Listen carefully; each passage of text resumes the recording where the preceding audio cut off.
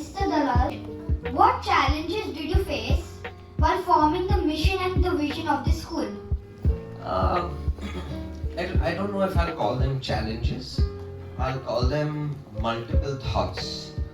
So, I think the biggest dilemma that we face in a school, and I don't know about you guys, and tell me the truth, I'll ask you also a question, is whether to focus on only academics or also to focus on the right skills that you all develop as learners, so as you grow older, eventually go to university, do a job or start your own company or work for an NGO and give back to society and become, work in the social space or become a sportsman or an artist or a chef or anything that you pursue. What is the right balance of academic rigor that we should provide in JBCN versus skill development that we should provide in JBCN? And that's the biggest challenge that we faced while deciding on the mission and vision of JBCN, and eventually we felt and we finalized saying no, there should be an equal balance. I think our learners should be academically strong, they should have the rigor that is required, they should have the discipline that's required, they should have the work ethic that is required, but at the same time they should get enough opportunity for skill development. Whether it's collaboration, whether it's research, whether it's oral communication skills, whether it is a setup like this, which is a question answer where I'm answering you, but I'm sure that each one of you will take something away from my answer, which is different. So critical thinking skills, and so on and so forth. And that's why in JBCN we have such a strong iPropel program as well. You all know what the iPropel program is, right? Because through iPropel and through the accelerator program, I'm sure most of you all are part of it, we actually focus on skill development. So we want to give you the right skills, we want to give you the right academic rigor, and the third pillar of JBCN is the right values.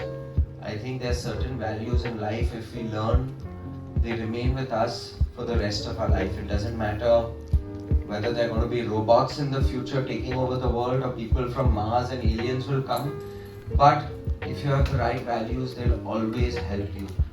Honesty, empathy, compassion, giving back to society, respect for elders. These are values that we like to teach, that we feel are absolutely essential. So, to answer your question, when we decided on the mission and vision of JBCN, we looked at all these different areas and said we want to incorporate all of this in our program, and hence we came up with the mission and vision. So, why did you make so many JBCN branches? Why did I make so many? Honest answer, I have ants in my pants. I can't just sit in one place, set up one school and just be happy. I feel that when we are doing something, it's important to always have a goal, try to grow, try to build something. So if you ask a lot of people in my team, they're saying, oh, we're doing a wonderful job, things are going great. And in my mind, my question is, no, what do we do next? What can we do different? What can we do better? So the problem is that I have ants in my pants, like I said. So because I have that and I'm continuously excited to do new things, I'm always looking at new opportunities. I think that led to all of us then believing, saying, hey, we're building and we're running good schools. We're fortunate to have really good learners. We have a really good set of parents. And I'm sure you all will all agree we have outstanding teachers. So why don't we use that and grow and build more and more JBCN schools? So that's the honest answer as to why we build so many schools. The difference between teaching and learning? Great question. And I don't know if I'm going to do justice to this answer. But in my mind, I think learning is a journey, learning is a process, and you can learn at any age. I'm learning today. I've made lots and lots of mistakes. Today we are talking about expanding JBCN and growing JBCN and how we had so many schools. But I can tell you we've made lots of mistakes on the way. We've made a lot of wrong decisions on the way. We've struggled a lot. We've had to work hard. We've had lots of problems to eventually reach where we are. But all of them I look at as a learning.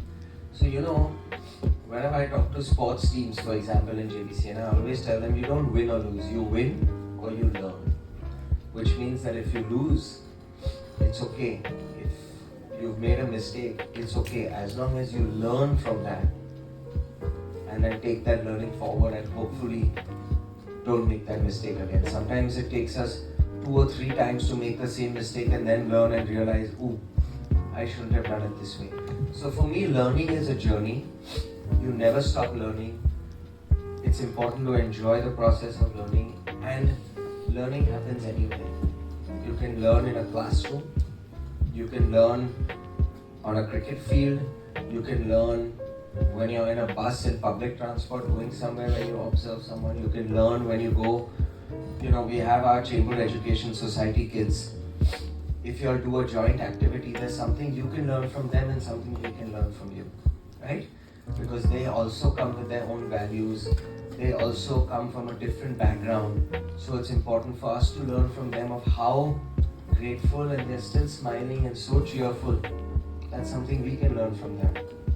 So learning is a journey, it goes on, it happens every single day with every single person you interact. And I think teaching is sometimes, and I'm not saying always, teaching sometimes comes with maybe a preconceived or an agenda saying, okay, today I'm here, I want to teach you physics, or I want to teach you math, or I want to teach you English. So it's a little more structured, where we are teaching you something which is structured, which is pre-decided. But learning, there's no structure, it's not pre-decided. You don't know when you're going to learn what from whom. So I think that's the biggest difference. Has choosing the IB curriculum changed your perspective towards both teaching and learning? So I don't know if you guys know this about me, but I was lucky many years ago to actually study the IB program myself. So I went to a college or a school in 11th and 12th grade in Pune called Mahindra United World College, and I did the IB diploma program over there, and I studied the IB in 11th and 12th, and it was such a beautiful program and it made such a lasting impression in my mind, and I enjoyed studying the program so much that when I went to America after that and I studied in university, that's when I decided that when I come back after college, I want to come back to India, I want to come back to Bombay, I want to come back to my hometown, and I want to do something in education with the IB curriculum. So, being a student of the IB is what influenced me to kind of start IB schools, and I definitely feel that the IB has a lot of advantages in the entire teaching learning program. I think it allows a lot of freedom for the learners to learn, to inquire, to question, to want to learn what they want to learn in a method that works best for y'all, and so on and so forth. So yes, I think the IB has had a big influence in that sense. Were you always the managing director of JBCN? I mean, so y'all know my mother, Mrs. Dalal. So this year we're celebrating 40 years of her being in education. And for a long time she ran preschools under the brand of Children's Law. So when I came back, just to take from the earlier answer, when I came back from America, I said I want to start JBCN, I want to get into education. And at that time we didn't have the money or the funds to build schools. So we said we'll start doing consultancy, we build curriculum, we'll do teacher training, and help schools run the IB program. So when we did that, it's me and mom, we founded this organization, and that's how we started JBCN. So for the longest time, I didn't have a designation. I didn't, have any. I did have a role, but I didn't have a designation, if I may say. And then eventually, as we were growing and more people were joining, and then you start giving designations to people. So eventually, I think 4 or 5 years later, maybe I can't remember, we all decided that my designation should be managing director. Can you share one of the biggest challenges you faced and how did you overcome it? So I don't know if it's the biggest challenge because we face lots of challenges over the years. Let me give you 2 stories. One challenge which comes to my mind as a really tough one, and one, let me tell you a challenge about Chainboard, which is more relevant to you guys, so you can know a little bit more about your school and what happened. So we have a school in Oshiwara. It's called JBCN Oshiwara. Yes. So that was supposed to be our first JBCN school.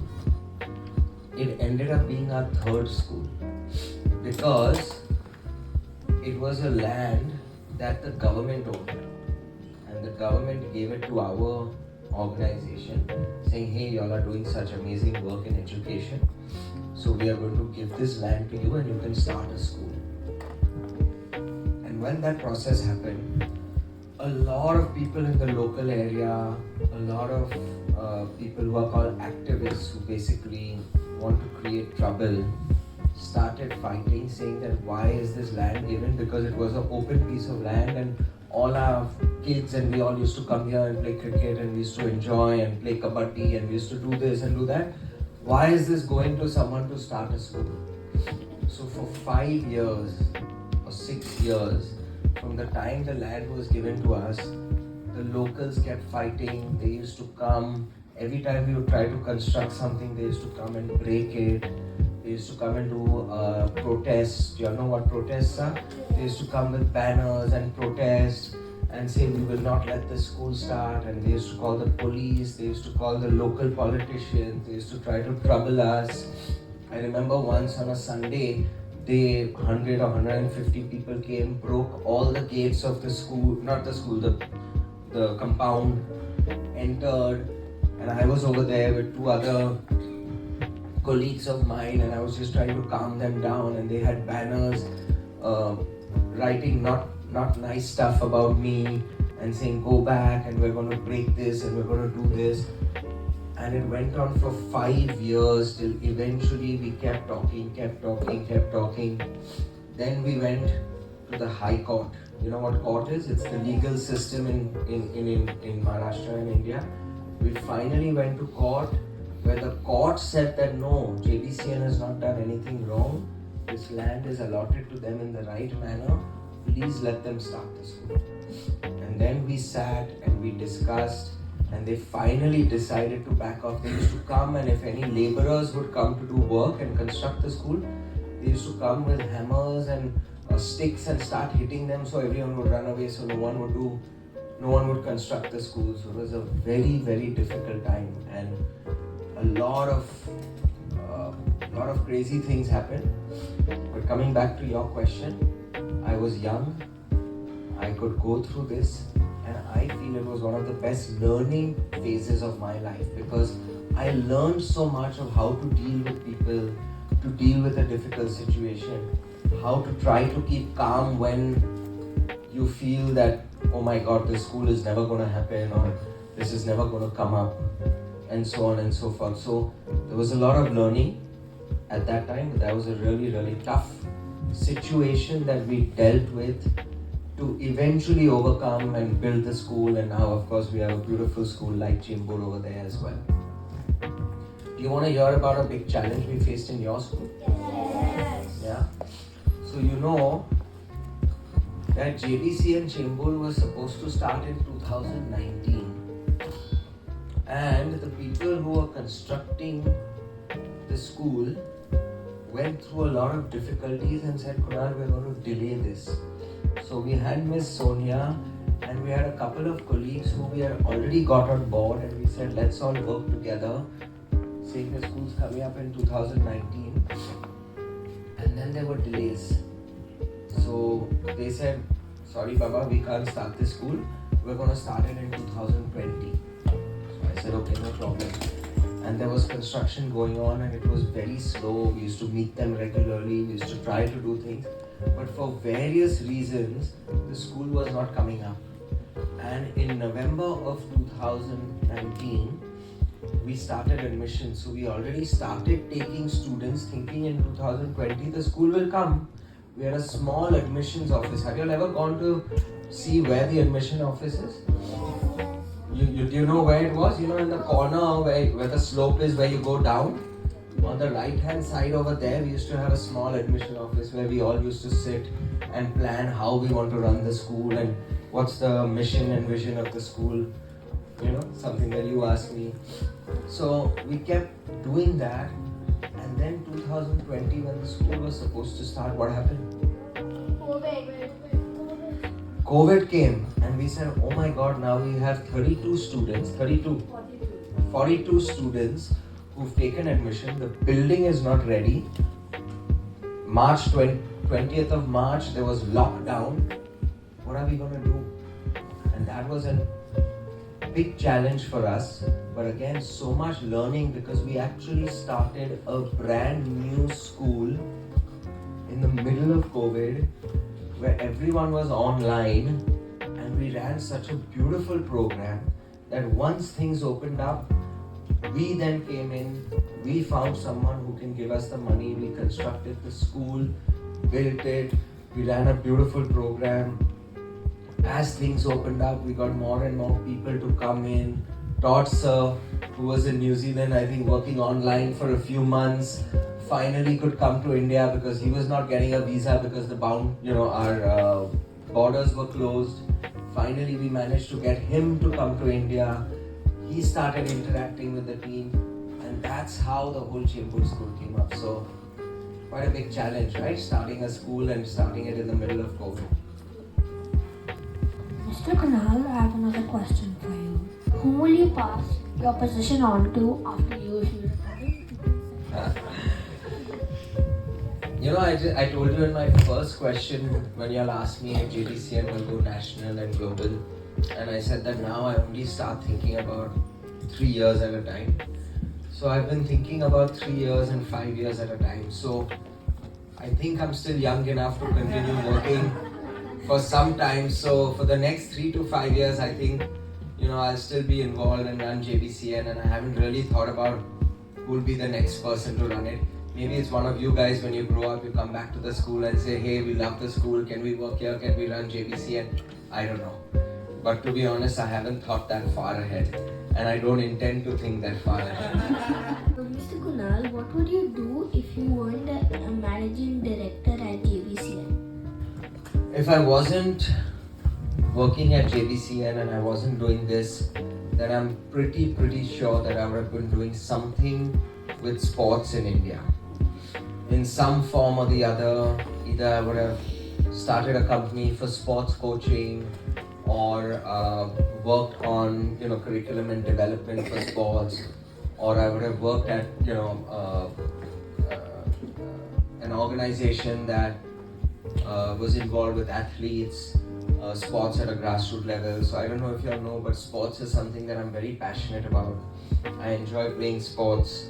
I play a lot of sports even today. For me, it's a way of kind of de-stressing and just getting my mind clear before a day at work.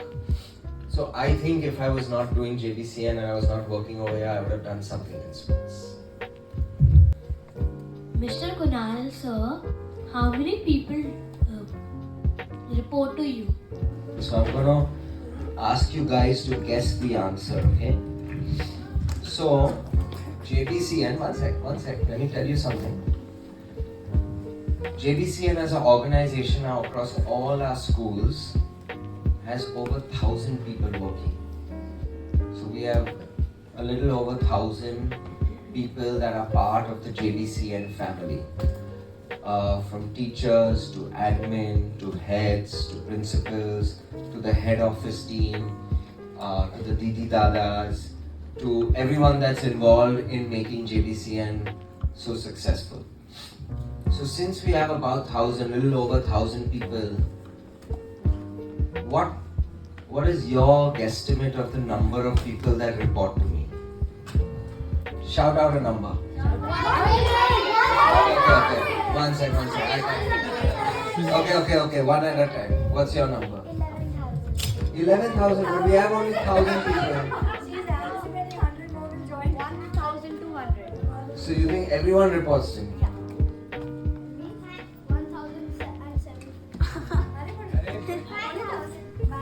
But darling, we only have 1,000 people that work. How can 5,000 people report?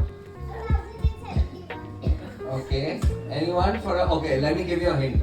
It's a much lower number. Anyone? 40. 796. Okay.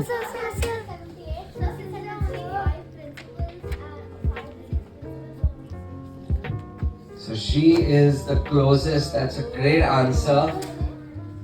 She said 6. So it is actually 4 people. So what I feel is that if everyone reported to me and everyone asked me what to do, then I will not be able to do what I want to do. So I think when you build an organization, the most important thing in the organization is the people you get, but also how you empower those people, where you allow them to take decisions, to run the organization. It's also important to get people, so I believe that I've got people who are actually smarter than me and better than me, because I want to learn from them. So if we have someone in the marketing, or if we have our principal, for example, let's take Todd's example. He has a lot more experience of running a school than I do. So I want to learn from Todd, and I want to allow Todd sir, to do what he does best, which is running the school. If I start coming to chamber and start running the school and interfering, then either Todd sir will not be able to do what he does best, or I will not be able to do what I do best, or both of us will be doing the same job. So for an organization to grow, I believe it's important to be light, you have less people reporting, and more people being empowered to take decisions. So the 4 people who report to me, to answer your question, they're not the principals. We have a lady in head office who is not the HR, who is the COO, Miss Priya Nair. All the principals report to her. So she reports to me, where she is involved in working with the principals, making sure that the program is running well, guiding them, working closely with them on how we can improve, what do we do next, what should be the vision of the school, and so on and so forth. So she reports to me. Then we have a CFO, which is the Chief Financial Officer. His name is Sharan. He looks after all the admin functions of the school, all the financial functions of the school, and all the HR functions of the school. He reports to me. The third, any guesses? I'm like the CEO, but that's a good guess. Any third and fourth? Come on, 2 guesses. I've given you 2 answers now. You all give me the other 2. No. Who else is there in the organization? Okay, let me give you a hint. It's not a CXO level. What other function is there in a school? Accounts was the CFO. No. The marketing head. The marketing head who sits in head office reports to me. He works very closely with all the marketing and MAC heads in your school. Who's the MAC head in your school? Who's involved with the admissions and marketing in your school? No, Ranjit sir is with the admin. Miss Uchita. So he works very closely with Miss Uchita and everyone like that in the schools. But his name is Nikhil, reports to me. And the last one who reports to me is, how do we get the building ready? The infrastructure team. So there's someone in the infrastructure team who's the head. Her name is Rupali, who reports to me. So I love your thought process. You said the 5 principles, so 5 of them report to you. You were very close. The answer is 4 people report to me, but they were slightly different from the principles. But that's a really good thought process. Well done. Give a pat on your back to yourself. What challenges have you faced as the MD or managing director at JBCN, and how have they how have they shaped you? Like you are, I'm sure you faced many. Like you gave the incident about Oshiwara. I'm sure there were a few others that could have shaped you as the MD of JBCN. We faced a lot of challenges. I think every school has had its own share of challenges, and I'll tell you one more challenge, which is actually quite a funny story. The first ever school that we built, do you know which is the first JBCN school? Well done, guys. At least you know your JBCN history well, Borivali. So the first school we built was JBCN Borivali. It started on the 12th of June 2010. The first day of school, we had 294 students that took admission that were going to join the school. I get a call from the admin person, his name is Tejam, at 5:30 in the morning, 5 o'clock in the morning, and I thought I'll get up by 6 o'clock, get ready, reach school by 7:30 or 8 o'clock because that's when school is. I said it's the first ever day of any JBCN school. I want to be there. It was a proud moment. I get a call at 5 o'clock in the morning. Guess what the phone call is about? Sir, he calls me at 5 in the morning saying, sir, it's pouring and raining in Borivali since last night and the entire ground floor is flooded. There's water on the entire ground floor. Students are going to come in 2 hours. I was like, are you kidding me? This is the first ever day of a JBCN school. What are we going to do? I got ready quickly. I left at 5:30. I reached Borivali school. And believe me, the didis, the dadas, the principal, the teachers, me, all of us were standing over there. Luckily, the rain stopped. We rolled our pants up. We were taking buckets and throwing water out. All the water went by 7 or 7:30. Then we cleaned the entire floor. We put air fresheners. We made it 8 o'clock. The doors of JBCN opened for the first ever time. And no one ever knew that this incident happened because it was just about perfect and ready for the learners. So, to answer your question, I think we face a lot of challenges. I think it's important to face challenges in life. I think, like I said, you learn from them. For me, the biggest learning has been 2. And I'm just going to share 2 quick, there have been lots of learnings, but 2 quick learnings that come to my mind. First, when you face a challenge, it's important to be calm. It's important not to panic. It's important not to be stressed.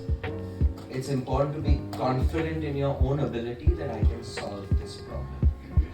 So as long as you are confident and saying, hey, whatever the challenges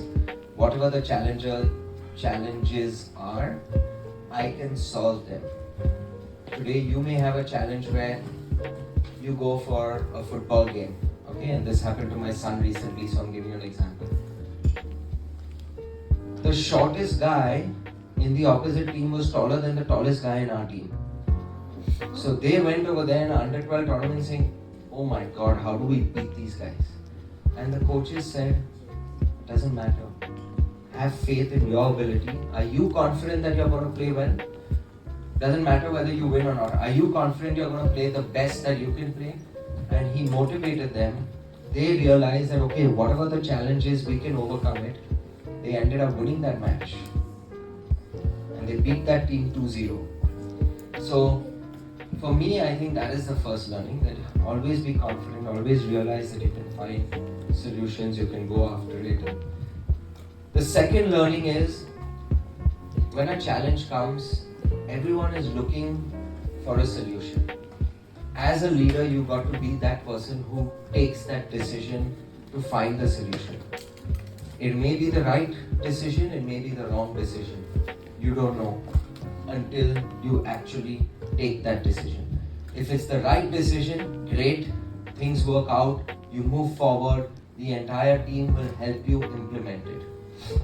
If it's the wrong decision, that is also okay, you learn from it and move on and say, hey, next time I need to think about it better, I need to think about it in a different way and take the solution. So I think all the challenges that we have faced at JBCN and we continue to face them, I think these are the two biggest learnings for